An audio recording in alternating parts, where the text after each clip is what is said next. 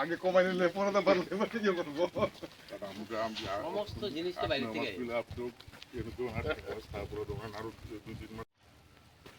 এর আগে যা ছিল আগরতলা নিছেন আপনাদের ওর বাড়ি কি জানি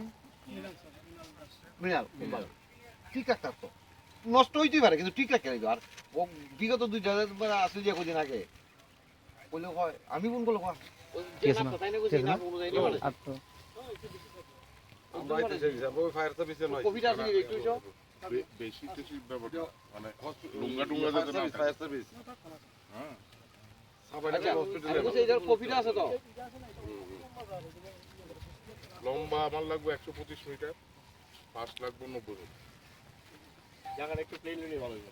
প্লেন নেই প্লেন নেই ওই সে চালে একটু বাসার জন্য একদম পুরো প্লেন আচ্ছা আর যদি এরপর অসুবিধা হয় তাহলে আমি আপনি দিয়ে সামাইলাম রাস্তা আপনি দিয়ে নিমু কি তুইলো রাস্তা ছেড়ে দেব ডিপিআর তো রেডি হ্যাঁ অন্তরেন কিছুদিনের মধ্যে টেন্ডারে জমা যাবে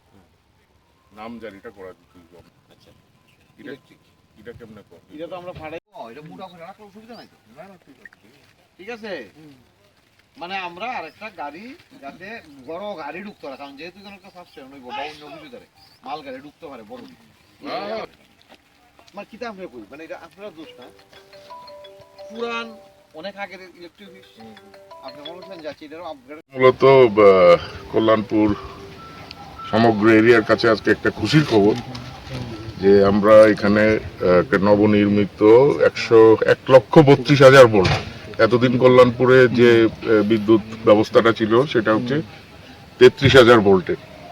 তো আমরা 1,32,000 ভোল্ট মানে 132 কেভি একটা সাবস্টেশন নির্মাণের জন্য আমরা মূলত প্ল্যানিং নিয়েছি এবং এই সাবস্টেশন নির্মাণ করতে গেলে জায়গার দরকার তো আমরা কল্যাণপুরের মাননীয় বিধায়ক মহোদয়কে আমরা রিকোয়েস্ট করেছি যাতে জায়গা আমাদের একটু দেখায় সো দ্যাট আমরা এই সাবস্টেশনের যে প্রারম্ভিক যেসব নিয়মাবলীগুলি আছে এগুলি যাতে আমরা করতে পারি তো আশা করব এই সাবস্টেশন করতে 1 থেকে 1.5 বছর সময় তো লেগে যাবে এরপর থেকে কল্যাণপুরবাসী উন্নত থেকে উন্নততর বিদ্যুৎ সরবরাহের ক্ষেত্রে এই সাবস্টেশন খুবই নির্ণায়ক ভূমিকা নেবে